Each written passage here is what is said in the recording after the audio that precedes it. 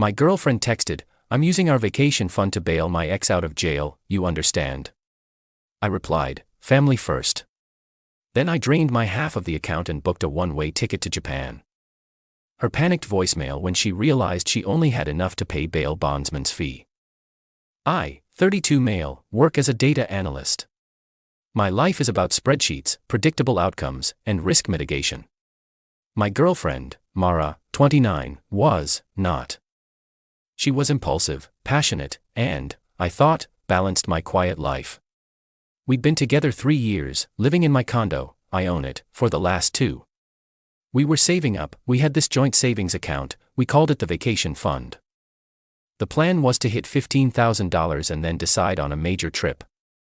I was methodical, auto-depositing $400 every month. She contributed when she could. After about a year and a half, we had $14,200 in there. My contribution history showed I'd put in $7,200. Hers was $7,000. Close enough. The backdrop to our entire relationship was Reese, 30. Her ex, the one that got away, except he never went anywhere. He was always in some jam, and she was always defending him. He's just misunderstood, Leo. He has a good heart. He's just unlucky. He's like family, you don't turn your back on family. I hated it. I told her as much. She'd get defensive, accuse me of being controlling, and I'd back down. Because I loved her and I'm not a fighter. I'm a planner. Yesterday, Tuesday at 11:04 a.m., my phone buzzed. I was deep in a query, optimizing a database. I glanced at the screen. It was Mara. Mara, hey, absolute emergency. Reese got into some trouble. He's in jail. Bail is set. I'm using our vacation fund to bail him out. It's an emergency, you understand. I read it once, then twice, then a third time. It wasn't a question. It was a statement. A declaration. I'm using our money, not our money. Our money. My $7,200. Her $7,000. All of it. For him. You understand. A cold, quiet click sounded in my head. It was the sound of a switch being thrown. All the times I'd backed down. All the misunderstandings. All the ignored red flags. They didn't just line up. They formed a perfectly straight, undeniable line. She was telling me, not asking, that my savings, my half of 2 years of diligent planning was being sacrificed for the human train wreck she refused to unhitch herself from. I stared at the blinking cursor on my monitor. I looked back at her text. I typed back 2 words. Me, family first. She replied almost instantly. Mara, thank you, thank you, thank you. You're the best. I knew you'd get it. He's like a brother to me. You're a lifesaver. I'll make it up to you. I promise. I didn't reply to that. Instead, I minimized my work. I opened a new browser tab and logged into our joint savings account. Balance. $14,200. I clicked transfer. I transferred exactly $7,200 from the joint savings to my personal checking account. I left her $7,000 in there. Her half. Then I opened another tab. An airline website. I'd always wanted to go to Japan. Mara thought it was too far and the food is weird. I found a one-way flight, premium economy, leaving this Friday. I had over 4 weeks of PTO saved up. I entered my credit card details and clicked purchase. I composed an email to my boss. Hi Mark, a sudden and pressing family emergency has come up. I need to take my accrued PTO, 4.5 weeks, starting this Friday. Date. I will have my work laptop and can be available for critical issues remotely, but I will be in a different time zone. I'll get all my current projects to a stable handoff point by end of day Thursday. Apologies for the short notice. I sent it. My boss replied in minutes. No problem, Leo. Hope everything is okay. Keep us posted. I put my phone on silent. I went back to my spreadsheet. I felt nothing. No anger. No sadness. Just quiet. The quiet of a decision made. Around 3:30 p.m. my phone, silent, started vibrating so hard on the desk it sounded like a trapped wasp. It vibrated, stopped, vibrated, stopped. Over and over. I ignored it. At 4 p.m. a voicemail notification popped up. I put in my headphones, clicked play. It wasn't Mara's normal voice. It was a screech. Leo, what did you do? I'm at the bail bondsman. I'm here. I told them I had the money. They said the bail is $100,000. The fee, the bondsman's fee, is 10%. It's $10,000. I told them fine, I have the vacation fund. A shaky, high-pitched breath. I went to the ATM to pull the cash and the card. The card. Leo, there's only $7,000 in the account. Where is the rest of it? What did you do? I'm $3,000 short. They won't take it. Reese's. He's stuck in there. His mother is crying. What is wrong with you? You said you understood. You said family first. Call me back. Call me back now. You did this on purpose. The call ended. I listened to it again. You said family first. I did. And I am. I'm my own family now. I went back to my query. My flight leaves in 3 days. I have a lot to pack. Update 1. Hey Reddit. Wow. Thanks for all the messages. This blew up way more than I expected. I'm not sure I can reply to everyone, but I read them. A lot of you called it the entitlement. I had no idea. I'm in Japan. I'm writing this from a small hotel room. The last 72 hours before I left were hectic. So after Mara's voicemail, the calls didn't stop. I think she called 25 times in a row, then switched to texting. A wall of green bubbles. You stole from me. This is theft, Leo. I'm calling the cops. Reese's mom had to pawn her wedding ring to cover the last $3,000. Her ring. Are you happy? I'm coming over. We are talking about this. You better be there. I knew she would. Mara doesn't do no. She just does louder. I live in a condo and the last thing I wanted was a scene in the hallway. I left work, went straight to my unit. First call, a locksmith.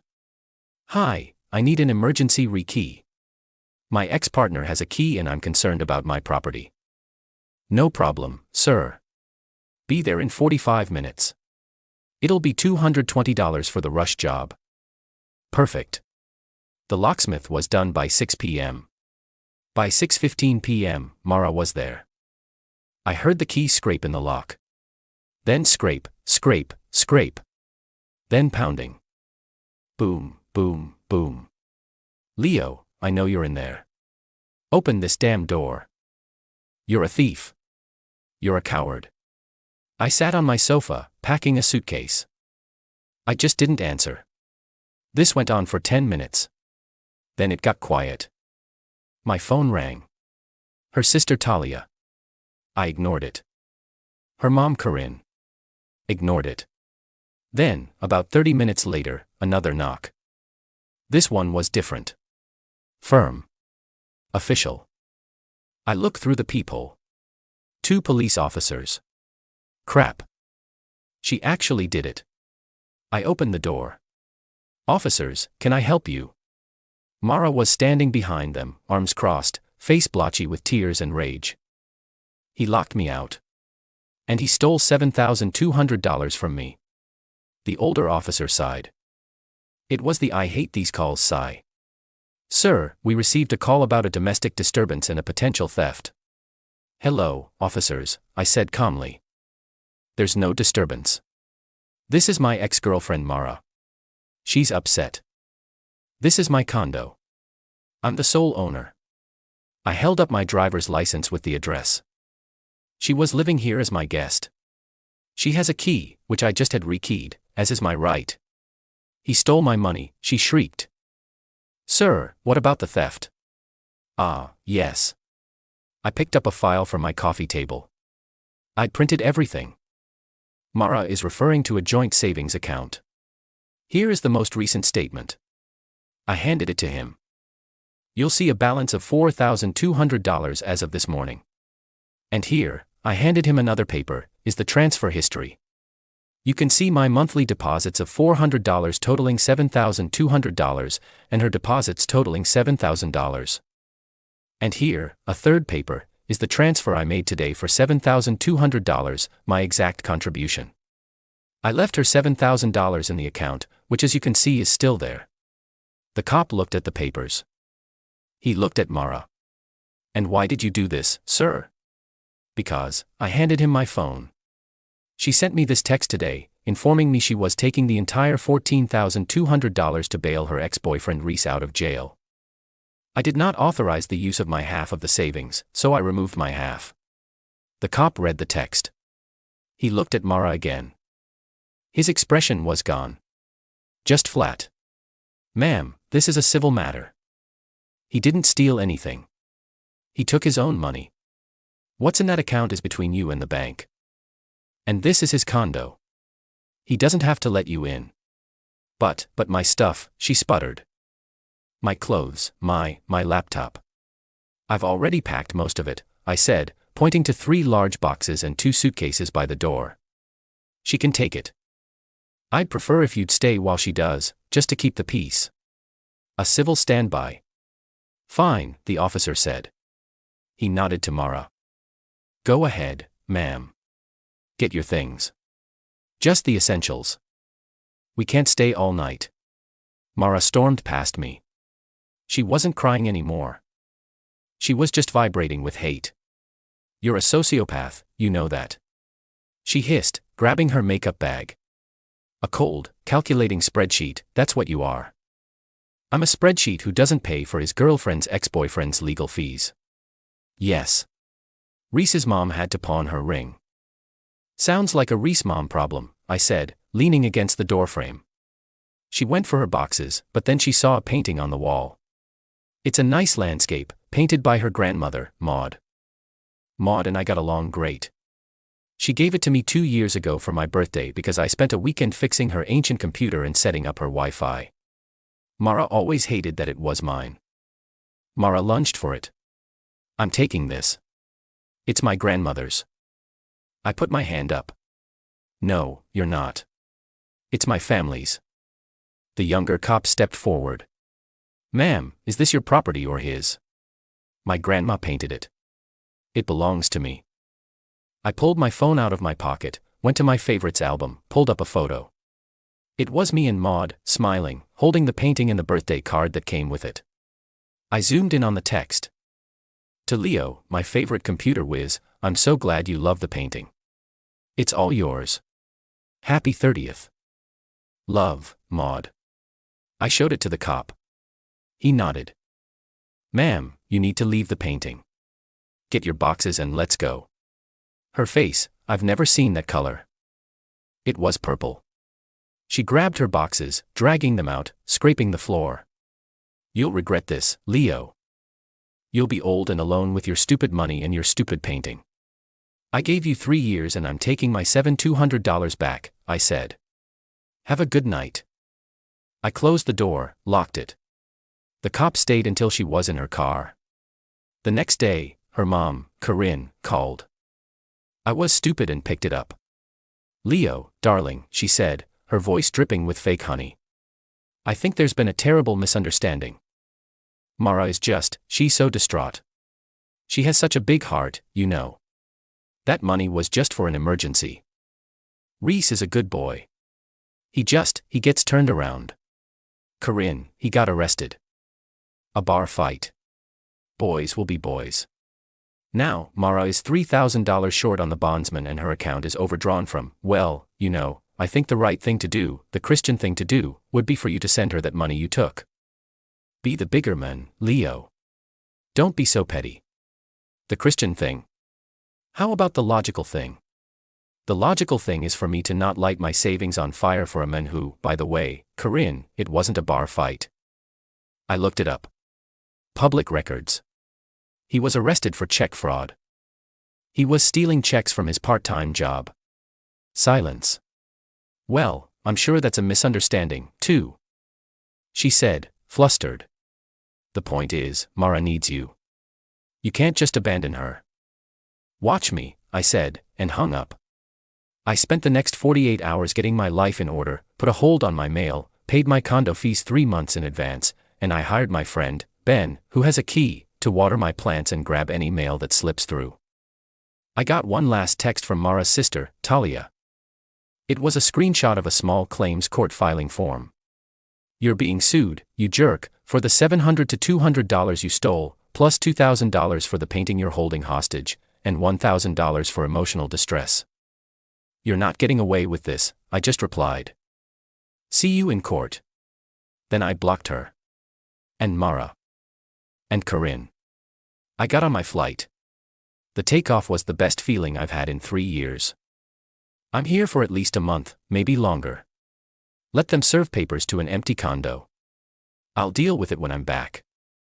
Right now I'm gonna find the best bowl of ramen in this city. Final update. Hey Reddit, it's been about 3.5 months. This is the last update. I came back from Japan 2 weeks ago. My trip was clarifying.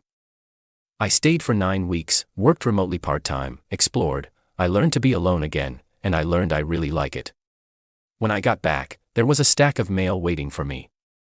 Thanks, Ben. In that stack was, as promised, a summons for small claims court. Mara, Corinne, and Talia were all listed as plaintiffs. They were suing me for $10,200. The $7,200 they claimed I stole, $2,000 for the value of the painting, and $1,200 for, I don't know, her moving costs and distress. The hearing was last Thursday. I showed up in my work suit. I'm a data analyst. I came prepared. I had a binder. Mara was there, with Corinne and Talia flanking her like disgruntled bodyguards. Reese, notably, was not. The judge, a tired-looking woman who clearly had a packed docket, called our case. Case 304B, Mara's last name versus my last name. Ma'am, please state your claim. Mara stood up, papers shaking. Your Honor, my ex-fiancé. I literally choked. We were not engaged. Maliciously and without warning, stole $7,200 from our joint savings account, leaving me stranded and unable to pay an emergency bill. He did this out of spite. He also stole a priceless family heirloom, a painting from my grandmother that's worth at least $2,000. And he abandoned me. I had to pay for movers and a deposit on a new apartment. It's caused me severe emotional distress. The judge looked at me. Mr. My last name, your response. I stood up. Your Honor, I opened my binder. First, we were not engaged. Here is a copy of my condo's deed, in my name only, purchased before our relationship. Here is the lease for her new apartment, which she signed with her ex-boyfriend, Reese, 2 days before she texted me. It appears the emergency was just moving in money. Mara went pale. Corinne hissed. That's not order, the judge said. Continue, Mr. My last name. Second, regarding the $7,200. I passed a folder to the bailiff. Here is the full certified statement from the joint savings account, showing every deposit by both parties for 18 months. As you can see, my total contribution was $7,200. Her total was $7,000. I withdrew my contribution, leaving hers. Here is the text message she sent me, stating her intent to use the entire fund, including my money, to pay the bail bondsman for Mr. Doe, Reese. I did not authorize this. The judge read the text. Her eyebrows went up. Third, regarding the painting. I passed over another folder. Here is a notarized affidavit from her grandmother, Maud, who is 84 and lovely, stating the painting was a personal gift to me for my 30th birthday. Here is the original birthday card, which she was happy to provide. And here is a photo of me and Maud with the painting at my party. It is not a family heirloom. It is my property. And finally, I said, here is a copy of the public court docket for Mr. Reese's last name, the man she was bailing out. He was not arrested for a bar fight, as I was told, but for check fraud. He pled guilty last month and was sentenced to 18 months. I sat down. The courtroom was dead silent. The judge looked at the paperwork. She looked at Mara. "Ma'am," the judge said, "let me get this straight. You tried to take your boyfriend's savings to bail out your other boyfriend who was on his way to prison for fraud when your boyfriend smartly took his own money. You sued him and you tried to claim a painting your own grandmother gave him." He tricked me," Mara said, her voice cracking. He was manipulative. He said family first. "And it seems Mr. Reese is the family you chose," the judge said flatly. "This is the most frivolous and frankly insulting case I've seen this month. You're lucky he isn't countersuing you for harassment. Case dismissed with prejudice. Ma'am, I suggest you take a hard look at your life choices. Don't waste this court's time again." Mara just stood there, mouth open. Corinne started sputtering. "But Your Honor, the distress." "Get out of my courtroom," the judge said. I packed my binder as I was leaving. Talia got in my face in the hallway. "You think you're so smart with your folders? You ruined her life." "No," I said, adjusting my tie. "She had a life. She had my savings. She had her grandma's painting. She was willing to trade all of it for the trade just went through." "Excuse me." I walked away. I didn't look back. The last I heard from Ben, who heard it from a mutual friend, the situation is bleak. Mara and Reese's mom, the one with the pond ring, are now in a massive feud over who Reese really loves and, more importantly, who he owes money to. Mara lost her job, not because of me, but because she was apparently a whirlwind of unprofessional chaos for a month straight and missed 3 major client deadlines. She's living in that apartment with her name on the lease and risks. Well, he's not paying rent. I got home, took Maud's painting and hung it in my bedroom where I can see it every morning. I'm back at work. My boss is glad I'm back. My spreadsheets are clean. My accounts are my own. I'm planning a trip to Southeast Asia for next spring. This time I'm buying a round-trip ticket. It's over. I feel light. I don't feel happy. Not yet. But I don't feel angry. I just feel free and $200 richer than I would have been.